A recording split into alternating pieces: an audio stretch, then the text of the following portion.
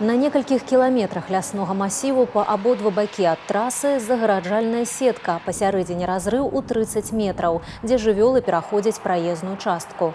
Сістэма працуе з дапамогай штучнага інтэлекту, які распазнае набліжэнне дзікіх жывёл і папярэджвае аўтамабілістаў аб небяспецы.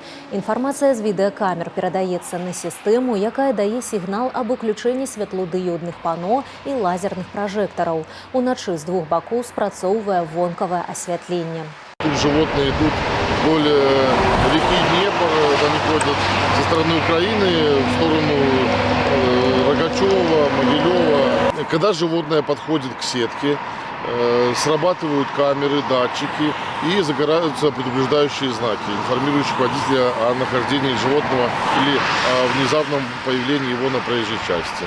Проект был разработан РУП «Белтрусвязь», реализован филиалом ДЭО-41 РУП «Гомель-Автодор». При обнаружении дикого животного соответствующая информация передается на дорожный знак 1.25, который начинает излучать белолунный свет в виде светодиодного панно.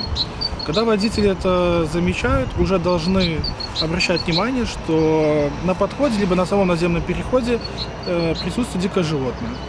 И принимать решение до снижения скорости движения, либо вплоть до полной остановки. По итогам 2025 года было зафиксировано в районе 60 инцидентов появления диких животных в районе перехода и зарегистрировано 18 переходов. Плануецца распаўсюдзіць гэты вопыт на іншых участках, дзе фіксуюцца ДТЗ з наездамі на жывёл.